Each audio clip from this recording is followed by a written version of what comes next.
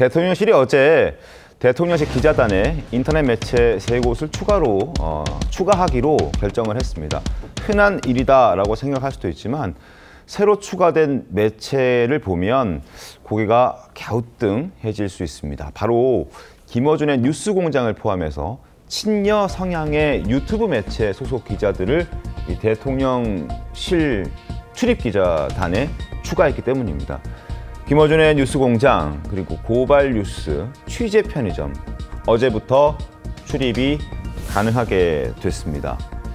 대통령실에서는 윤 정부 대통령실이 자의적으로 배제했던 한국인터넷기자협회를 복권시키며 요건에 맞고 출입 등록을 신청한 3개 매체를 등록했다.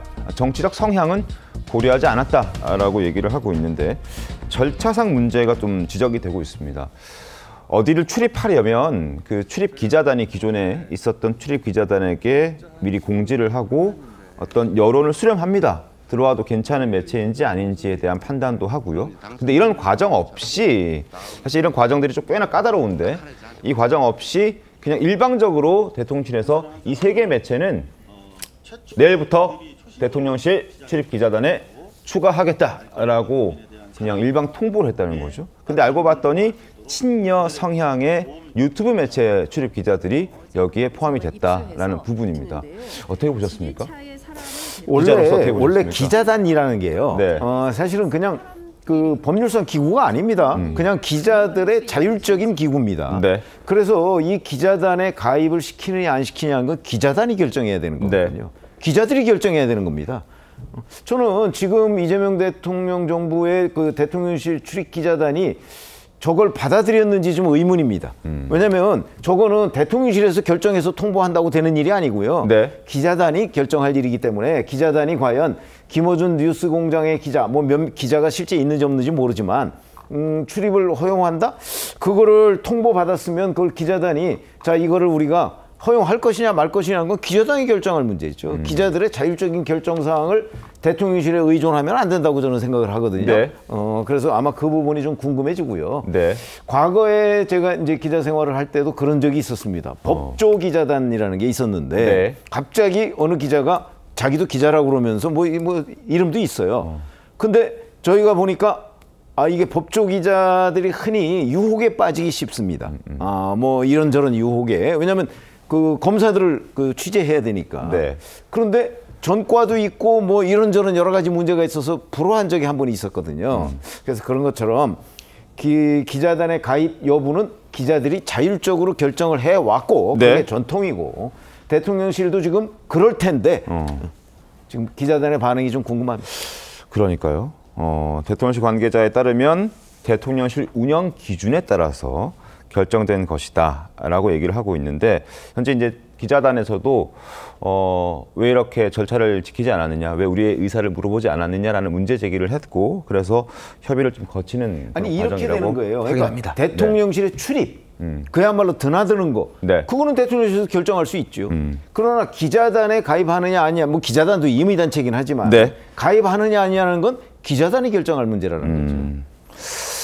이번 결정은 이재명 대통령의 의중이 좀 적극적으로 반영된 걸로 보여집니다. 이재명 대통령도 평소에 이 기성 언론들의 문제점을 지적하면서 유튜브나 뭐 이런 언론에 대한 매체에 대해서 중요하다고 강조해왔기 때문이고 그리고 대선 하루 전 기자회견에서도 유튜버를 비롯한 1인 미디어 취재의 문을 넓히겠다라고 공언했던 적도 있습니다. 그 목소리 한번 들어보시죠. 유튜버를 취재를 허용하게 할 것이냐, 약간 어폐가 있는 발언 같아요. 취재라는 언론이 하는 거 아닌가요? 그래서 유튜버가 아니라 이제 1인 미디어 중에 예를 들면 책임성 있는 그런 언론들에 대해서는 당연히 같은 기회를 줘야 되겠다고 생각합니다. 그리고 요즘은 꼭 특정 공간이 필요한 것도 아니어서 숫자 때문에 제한을 하거나 그런 필요는 없을 것 같아요. 김광산 변호사님, 뭐 유튜브 매체를 대통령실에 출입할 수 있게끔 뭐 할 수도 있겠는데 왜 하필이면 3개 매체였느냐? 김어준의 뉴스공장, 그리고 고발뉴스, 취재편의점, 친여 성향의 유튜버들인데 대통령실에서는 정치 성향은 전혀 고려하지 않았다 이렇게 얘기했는데 어떻게 좀 보셨습니까? 아니 그런데 지금 김어준의 뉴스공장 다 아는 거 아니에요? 그리고 민주당 여당 인사들 대통령까지도 걸핏하면 다 거기 들어가서 하고 싶으면 다 했고 어떻게 보면 자신들의 어떤 홍보성 네. 그런 유튜버 아닙니까? 어떻게 보면 민주당이 운영하는 유튜브라고 볼 수도 있을 정도의 네. 그 정도의 유튜버예요. 근데 이걸 어떤 기준에서 출입을 시켰는지 모르겠는데 예를 들어서 여기 나오는 고발 뉴스랄지 취재편을 좀 나온 기자라고 하는 사람들 보니까 이번 언론에서 방송할 때 라디오가 됐건 TV가 됐건 네. 나와서 굉장히 여권 성향, 친여 성향의 사람들이거든요. 네. 그러면 예를 들어서 한 4명 정도 하고요.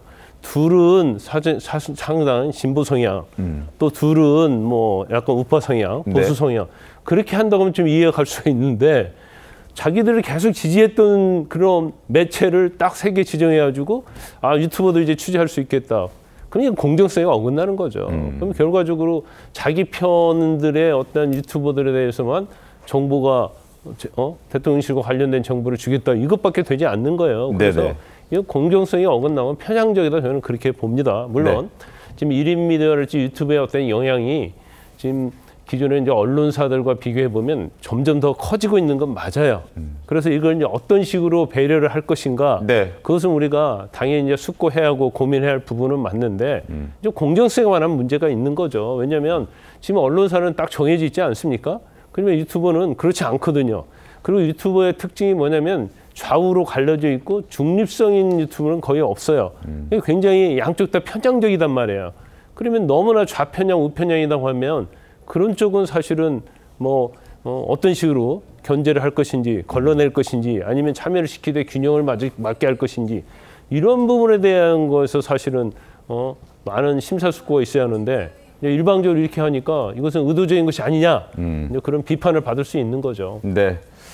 말씀 중에 이제 민주당이 운영하는 유튜브라고 봐도 무방하다라는 말씀을 주셨는데 그만큼 민주당 의원들이 많이 출연하고 또 자주 출연하고 여권 성향의 사람들이 많이 출연했다라는 의미로 이해를 하겠습니다.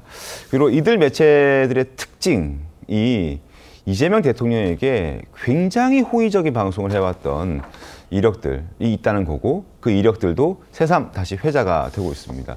특히 김어준 씨가 하는 뉴스공장이라는 방송 특히나 더 그렇죠. 바로 어제도 여권을 옹호하는 그런 목소리가 있었습니다. 들어보시죠. 강선우 의원이 사퇴를 했어요? 예. 현역 의원 최초로 장관 후보에서 사퇴를 시켜야 할 만큼의 사건은 제가 알아본 바로는 없습니다.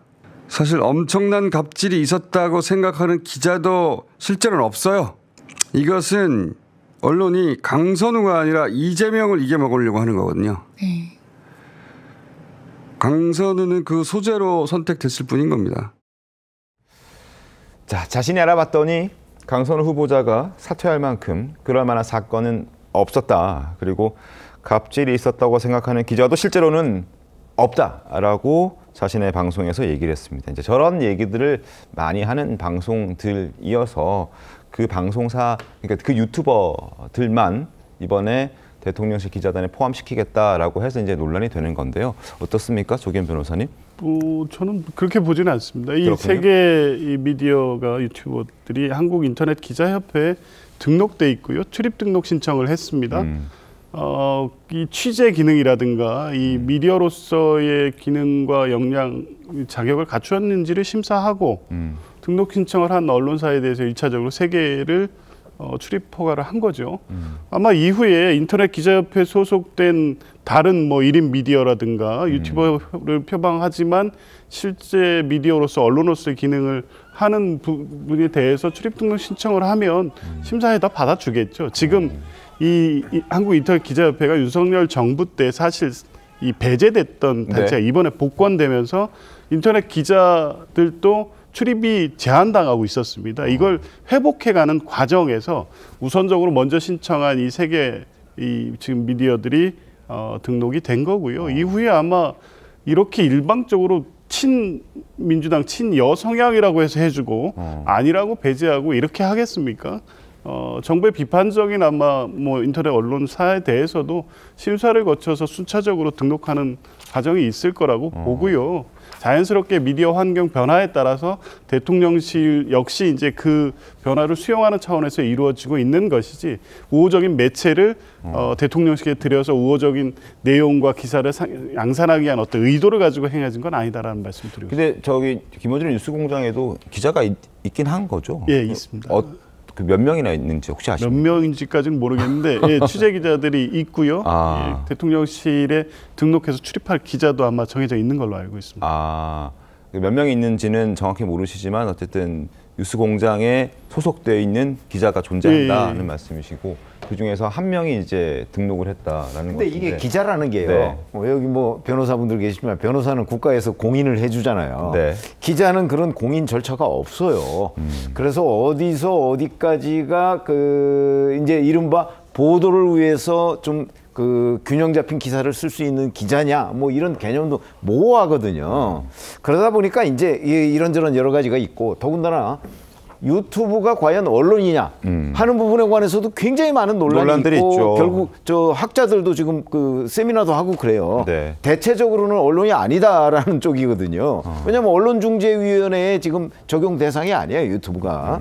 그렇기 때문에 여러 가지 그러니까 유튜브가 우선 언론이냐부터 시작을 해서 기자단 문제 뭐 이런 것까지도 종합적으로 고려해야 될 내용이고 더군다나 지금 그 뭐 1인 미디어에도 개방하겠다 이 취지는 좋아요. 근데 네. 문제는 그러면 왜 친여 그 유튜버들만 우선적으로 이렇게 했느냐? 뭐는 저는 정치적으로 굉장히 악수를 뒀다 이렇게 생각합니다. 알겠습니다.